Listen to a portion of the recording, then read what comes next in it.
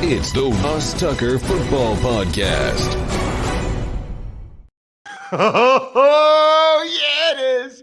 But it's not just any Ross Tucker Football Podcast, because I would never do that to you guys. I bring it every day. 30 minutes of on-demand audio or video, youtube.com/Ross Tucker NFL, making sure you know everything you need to know going on in the NFL. 30 minutes or less, usually like one commercial or less for the most part. And we almost always have a terrific guest. It's a Greg Cosell Thursday. Really looking forward to talking with Greg about some of the new play callers around the NFL and what to expect before preseason week 1 kicks off tonight. Very much looking forward to the games. I'll be calling the Jets and the Eagles tomorrow night for NBC down there in Philadelphia. Should be a blast.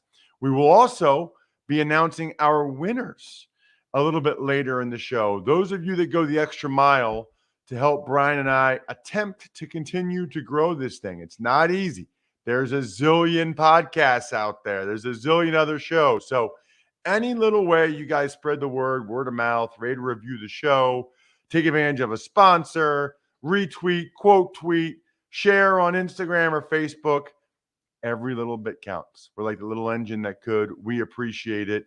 And I'll get to the winners a little bit later. I don't want to wait around, though, for Greg Cosell. We are presented by DraftKings. I think I forgot to say that. I'm contractually obligated to say that, in fact.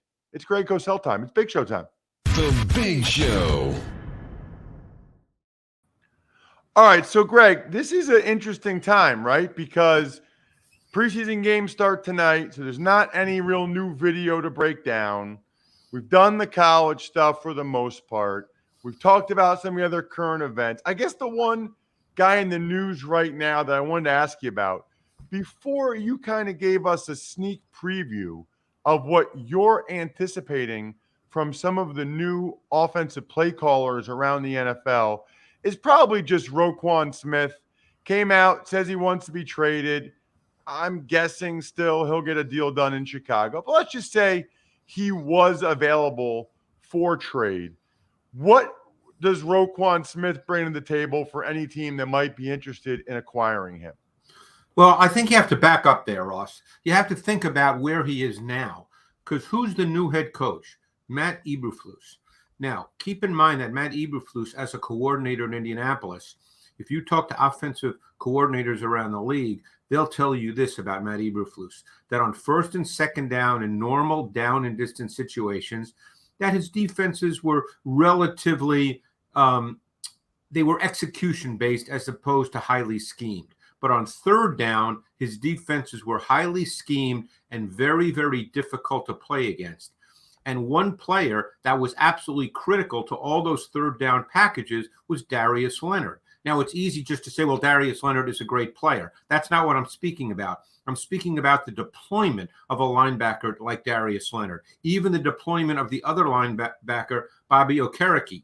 They used both those players, Eberflus did, in multiple ways. So actually, Roquan Smith is in a phenomenal situation in Chicago right now to prove that he is that level of player.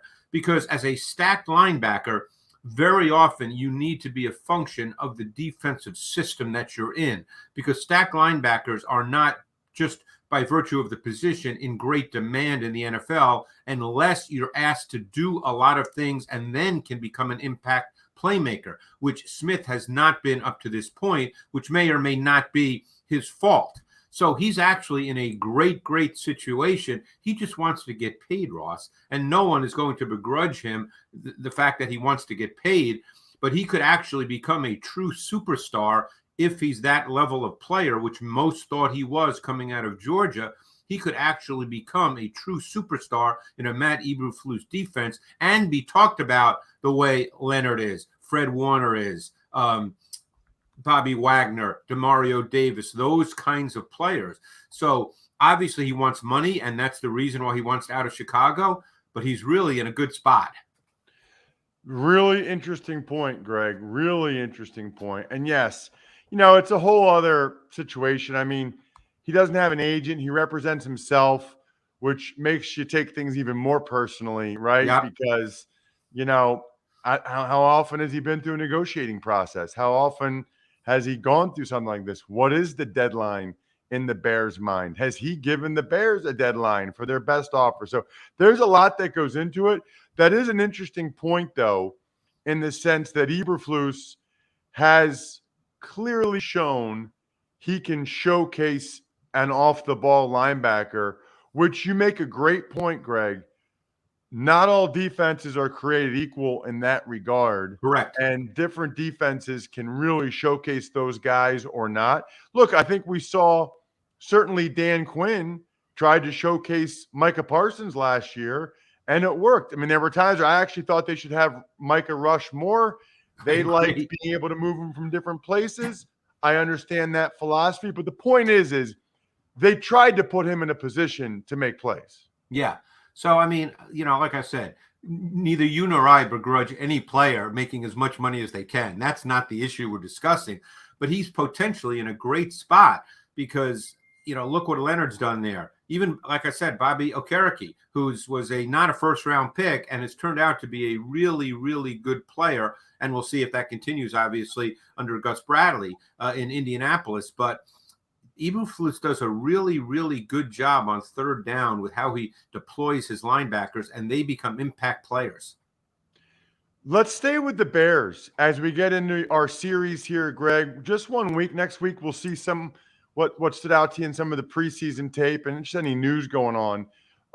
But the Bears, offensive play caller, it's Luke Getsy. He comes from Green Bay. Yeah. Comes from Matt LaFleur, Green Bay. What do you think that means? What do you expect to see from the Bears offense and how they'll call plays for Justin Fields?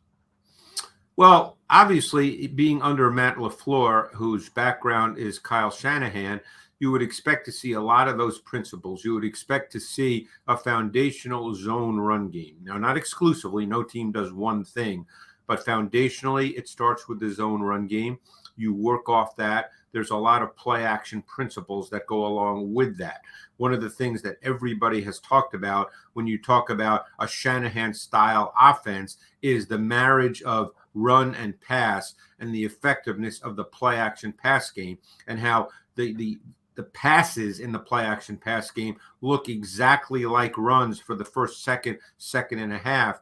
And it's very difficult for second level defenders. So the point I'm getting to is, one player I'm very anxious to see in the context of this offense is Khalil Herbert. Now, obviously, David Montgomery rushed for over 1,000 yards a year ago, and he was their feature back.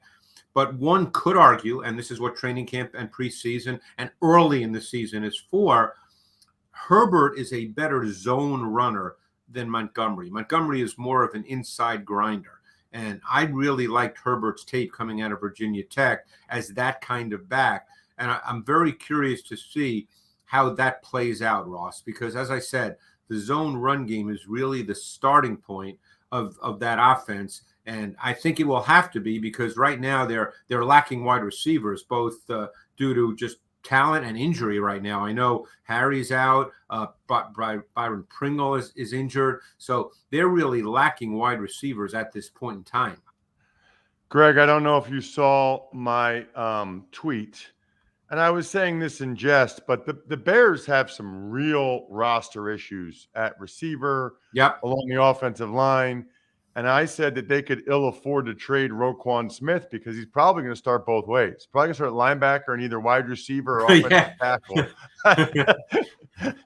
Bears fans, actually, some of them thought it was funny, to be honest with you. Let's stick with that division, Greg, because a team that I'm really curious about, they're under the radar. People are not talking about them. The Vikings. The Minnesota Vikings. Kevin O'Connell comes in, working with Kirk Cousins. They were together in Washington, so he knows them well. I'm curious how you think Kevin O'Connell will deploy Cousins and those receivers there, because they have some real skill position weapons. And I don't think there's a dramatic change in overall philosophy and methodology because they were really under the Kubiak school of offense. Kubiak is really under the Shanahan school of offense. Shanahan and McVay were together in Washington, and obviously Kevin O'Connell just came from McVay. So there's a lot of the same principles and concepts that are involved in those offenses. So it's not a major conceptual change in what Kevin O'Connell is bringing to the Minnesota Vikings. And the Vikings obviously have an outstanding run game. Dalvin Cook is a tremendous back. I don't think he quite gets the national recognition he deserves. I think he's truly a special back as long as he can stay healthy. He's also a very good receiver, which is not talked about very often. And, about 2 weeks ago, I watched all of Justin Jefferson's targets from last year, and that kid is truly, truly special. So they've got actually 3 very good receivers. They've got Jefferson, Thielen, who's getting up in age but still very good. And I like Osborne quite a bit as the number 3.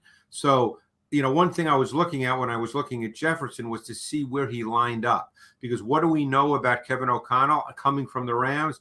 We see a lot of reduced splits by wide receivers, meaning that they line up closer to the offensive line. They're not as often split as wide, what we call plus splits. They're not often as other teams do. Obviously, they do that. But one staple of that offense is the wide receivers have more what we call reduced or nasty splits. And Jefferson did actually quite a bit a year ago. So I would expect this offense with an offensive line that should be better the second year for the left tackle, Darisaw, who I think showed promise a year ago. So I think this should be a very, very good offense. Yeah, I think the reports on Darisaw at a training camp are good. So that's certainly a positive. Yeah, I liked him a lot coming out. I thought he was, we talked about him last year, I remember. And I think you liked him as well. I thought he was athletic, thought he had pretty light feet. I thought the traits were there to become a good player. The issue is, Greg, they haven't been great on the offensive line, especially the interior, because O'Neill's a good player. And their defense really dropped off last year. It did. A lot. Played a lot of young players. I think some have a chance. I like DJ Wonnum a good amount. He's kind of a DND tackle, depending on how you want to line up. I think they're starting to work in, as all teams have to at some point, younger players. So obviously we don't know yet exactly how those players will grow and develop. But you make a good point. I think that they're going to be set on the outside with the O-line, and that controls the width of the pocket, the tackle. So with Darisaw at left tackle and O'Neill at right tackle, I actually think they're pretty good at tackle. It's funny, Greg. I was going to ask you about the Dolphins, but I feel like it's pretty similar to the conversation we've had about the Packers and the Vikings in the sense that McDaniel comes from, the Kyle Shanahan tree. A lot of that. Is there anything different that you see from McDaniel than what you just discussed with O'Connell and Getsy? Well, and of course, I do want to, make this caveat, Ross. You never know with a new coach. Even based on his background, he could tweak some things. Look, I think Mike McDaniel, and someone can correct me if I'm wrong, a listener could correct me, but I believe McDaniel in his entire NFL coaching career has been under Shanahan or with Shanahan. So, like I said, I could be wrong, but if that's the case, that's what he knows exceptionally well. Now, I've been around Mike McDaniel. He's very savant-like. He is absolutely brilliant, and he could be studying other things and putting in other things. But for the most part, he's been with Kyle Shanahan, and people actually look at him as the master of the zone run game. I think when you look at what their offense will be, you also have to tailor it to your quarterback to some extent. And in some ways, I think Tua is somewhat like Jimmy Garoppolo in that he's very rhythmic. Tua's at his absolute best when he can drop back, hit his back foot, deliver the ball. I think you'll see a big emphasis on RPOs. I think you'll see a big emphasis on quick game throws. I think you'll see a big emphasis on formation and motion to get Waddle and Hill free access so you can hit them with quick hitters with room to run because they're both explosive and special run after catch. That sounds pretty good to me. I think that is what they're going to do, and I think it sounds like it might work. I think Tua, that this is a really beautiful offense for him because he's not high level gifted as a passer, but there's certain things he does very, very well, and he's very rhythmic, and he's got very quick feet on his drop. He plants, he delivers. That's his game, and he's very accurate in the short to intermediate areas. That's his game, and that's the weapons they have. Plus, they've got the big athletic tight end who is a very difficult cover. What about the Giants, Greg, and Brian Daboll coming in there with Daniel Jones? Yeah, this one is fascinating to me, and I'm not sure yet because I think this is a mix of Brian Daboll and Mike Kafka, because Mike Kafka came from Andy Reid. So when you look at a player like Wan'Dale Robinson, one of their draft picks, the wide receiver out of Kentucky, I see Robinson in terms of deployment now. That's the key word, Ross, deployment. I see Robinson being used the way an Andy Reid used a Tyreek Hill, with a lot of motion, a lot of movement, get him free access off the ball. Now, he's not explosive like Hill. No one is. That's why I want to emphasize the word deployment. But I think you'll see a mix. You know, when you watch the Bills, obviously the quarterback run game is not going to be there the way they used it in Buffalo because Josh Allen is a freak when it comes to that. Jones, you know what, though, Greg? Daniel Jones runs pretty well. He does, but not quite. You won't see it as much. Let's put it that way. It'll be in their offense. You're 100% right. But I mean, the Bills used it in critical moments. I mean, they relied on Allen to be a runner. You'll see that with Jones situationally, no question.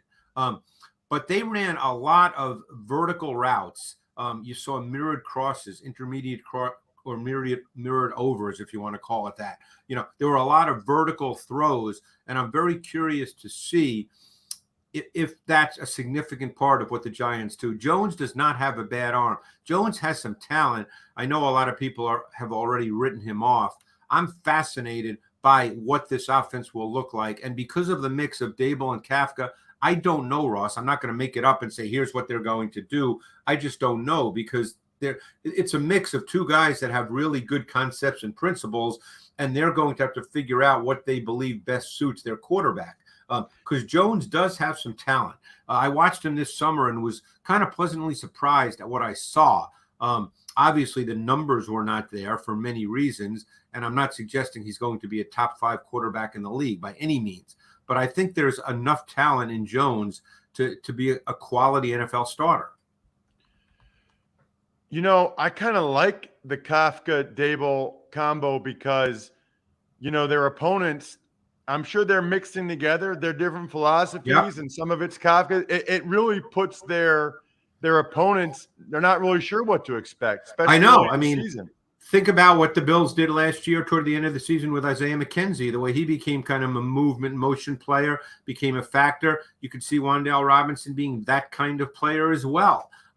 Kadarius Toney, I mean, you know, what is he going to be in this offense? He's another guy that is explosive, that you can move all around. I think we're going to see a lot of different things and a lot of different concepts being pulled together. But I think they're a very intriguing offense conceptually in what they're going to do. All right, so Greg, we've got the Raiders, the Jaguars, the Broncos are a few other ones that jumped out to me. Out of those three, is there one that you feel strongest about or you think is most interesting to talk about the new play caller, you know, whether it's Hackett or Peterson or Josh McDaniels? I think Josh McDaniels really interests me because, you know, one of the things, Josh has been very, very good at tailoring the offense to the talent at hand. I mean, he was the coordinator when they got Randy Moss. And I remember speaking with Josh, and he said, you know, we put in a lot of vertical concepts. They were in our playbook, but we obviously just focused on them more because we now had Randy Moss and we could run vertical concepts.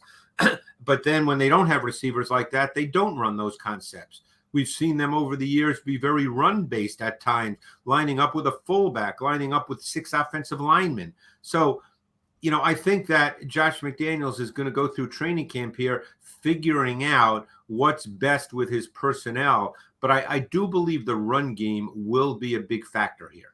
And I think Obviously there's been a lot of talk about Josh Jacobs. We don't know how any of this will play out. I was fascinated when they drafted Zamir White out of Georgia because I think in some ways, even though the skill set is not exactly alike, I thought of, hey, Josh McDaniels, Zamir White, Ramondre Stevenson in New England. I thought of that. I think that Josh will decide how he sees his personnel. I mean, obviously, you've got Devontae Adams and you've got Darren Waller and Renfro. I mean, it's easier to make the Renfro comparison to Welker or Edelman, and Renfro is very, very good. I studied him this offseason as well. So they've got a lot of options offensively, and how that comes together will be fascinating to watch. The one other thing I'd mention is Jacksonville. Doug Peterson's been around. He's a smart guy. I'm curious to see how he approaches that because Trevor Lawrence is a certain kind of quarterback, Ross. He's a big kid. He's long-legged. He's a strider. He's not compact. For instance, he's nothing like Nick Foles. He's probably more like Carson Wentz because those guys are not necessarily quick rhythm, compact throwers. They're bigger guys, deeper drop, striders. So I'm real curious to see what the focus and foundation of Doug Peterson's offense is. All good points, Greg. Really appreciate the time as always. We'll actually get some tape of some of the new guys, some of the young guys this weekend, and be able to maybe talk about some of the young quarterbacks next week. Looking forward to it. Thank you so much. Thanks, Ross. Appreciate it. You know what I appreciate? Simply Safe. You know how seriously I take this, you guys. Twice. Once when I was 7th grade, I think. Another time just a couple years ago, I had unfortunate incidents at my house. Thank goodness I use and trust Simply Safe Home Security. They're just different. Simply Safe is advanced technology that puts the safety of me and my family first. I love it because anytime I come home and the alarm's still on, okay, nobody was in your house. It's great. Or if I go away, you guys know on social media when I travel, I don't have to worry about it because I've got Simply Safe 24/7 professional monitoring. What I like, by the way, is their customer first policies. Make sure you're taken care of with affordable plans starting at less than $1 a day. No long-term contract, no hidden fees. Feeling it safe at home shouldn't break the bank. Customize the perfect system for your home in just a few minutes at simplysafe.com/Tucker. Go today and claim a free indoor security camera plus 20% off with interactive monitoring. That's simplysafe.com/Tucker. There's no safe like Simply Safe. Tuck's Takes. Hey, Ross, let's start today with the Browns announcing that Deshaun Watson will start their preseason opener tomorrow night. It sounds like a lot of people are playing their starters. I think Nick Sirianni for the Eagles said that they'll play a series or two. The Browns did this very intentionally, in my opinion, Bri. They want Peter C. Harvey, who's in charge of the appeal, to kind of, or get off the pot, right? Like they want him to make a decision as to what he's going to do. What are you going to do, Harvey? Are you going to go with are you going to extend the suspension? They want to know. They want to be able to prepare and plan around what Deshaun Watson's situation is. They know the NFL probably doesn't want him on the field tomorrow night. So by putting them out there, they're hoping Harvey has to make a decision today or tomorrow. And I kind of think he will. Tuck's Takes. The Bears remove Roquan Smith from the PUP list. I'm not really sure how to take that one. I haven't dug deep on that. They had him there because, he's a hold-in. Are they basically going to fine him if he doesn't practice now? Now they took him off of that. Does he want to practice, which I doubt? I find the fact that the Bears took him off the PUP list to be very, very intriguing. Very intriguing. Tuck's Takes. Houston swaps a 6th and a 7th round pick with the Miami Dolphins to acquire tight end Adam Shaheen. Right. So the Dolphins had a bunch of tight ends. Shaheen's a guy that might not have made the team down there. Dolphins really just move up their 7th-round pick to 6th-round pick. The Texans felt like they had a need for a bigger tight end. And so this is the way trades are supposed to work. We feel like we have a surplus somewhere or a guy we don't really need. You guys would value him. He'd make your team. Let's swap. Ducks takes. 2022 hasn't even started yet, but we got a note about 2023. The NFL is going to have a Black Friday game on Amazon next season. It's unbelievable. Love it when a plan comes together, right? Like, are you kidding me? Black Friday game on Amazon. That's like Amazon's big competition is people for the holidays going out on Black Friday and going shopping. So Amazon's like, you ain't going nowhere. You're sitting on your butt and you're watching an NFL game. It's just an amazing, I actually think that that's awesome. I think that's hilarious. Look, that's what you should do. You should try to come up with ways to make your business grow and better, right? Now, Black Friday is like my worst nightmare. I don't like shopping. I don't like crowds. I would be one of those people that got in a fist fight at Walmart or something if I went out. So I'm glad I don't do that. I'll just watch an NFL game and order something on Amazon. Ducks takes. Former NFL running back Marshawn Lynch arrested for a DUI in Las Vegas. Doesn't sound too good for him. Also, Frank Gore charged with simple assault after a domestic violence incident in Atlantic City. This hurts. This bothers me. These are two guys with pretty good reputations for the most part. I don't remember everything they've ever done. But I mean, there's probably some comment you can make there about being in Las Vegas and being in Atlantic City, but the DUI for Marshawn Lynch, Google it. It's bad. I mean, he had no wheel or tire on one of his cars. Like he did all on his car. He did all kinds of damage before they finally got him to pull over. I mean, he must have been really, really intoxicated. And then Frank Gore, Google the details there. I don't know if there's a video, but it doesn't sound good. This hurts me because these are guys that played a long time in the NFL and they made a lot of money and they had good reputations. And, money doesn't change you from doing things that you shouldn't do. But these guys should just be living awesome lives. I mean, they shouldn't be in situations like this, period. Nobody should, but especially guys like this, like Marshawn Lynch, get an Uber or a taxi. Frank Gore, don't do what you've allegedly done. Ducks takes. And finally, Rams head coach Sean McVay announced that he has officially signed his new deal with the team. Just weird. Said a couple weeks ago that he hadn't, and a story comes out from months ago that he had.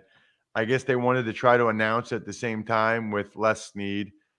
It really is interesting how easily people in the NFL lie. I mean, it just is. I guess it goes with the territory. Kind of stinks, if you ask me. You're trying to teach your kids lessons, and then you go out there and you see these people lying all the time.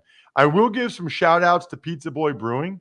Delicious. Thank you, Al. Had a couple beers there last night and dinner with my family. Delicious. Sporticulture, humanheadnyc.com, steakhousesports.com, go-bengals.com, Evergreen Economics, and for those of you that need an anniversary gift or any gift coming up, myfrontpagestory.com. Greatest gift you can give a loved one. And we had some winners. I'll just read them off, Bri. Bruce Moriarty. I saw that he followed me on TikTok at Ross Tucker NFL. Wasn't that easy, Bruce? Now let me know what signed press pass you want, because I still have a bunch of awesome ones from last year that nobody else has. Sponsor confirmation email winner, Brad Gockley, took advantage of the 1-800-Flowers code. I don't even know we still had a 1-800-Flowers code, but thank you, Brad. And then the YouTube shout out, Anthony Holman. I forget what Anthony said, but it was awesome. It was cool. He said something about he loved the Hall of Fame recap, I think. So awesome stuff.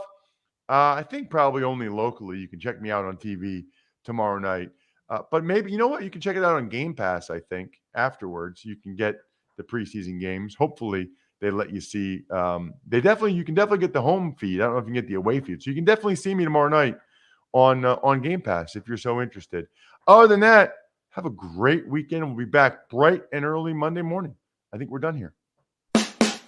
Thanks for listening to the Ross Tucker Football Podcast. Make sure to also subscribe to the Fantasy Feast, Even Money, Business of Sports, and College Draft. All available at Apple Podcasts, rosstucker.com, or wherever podcasts can be found.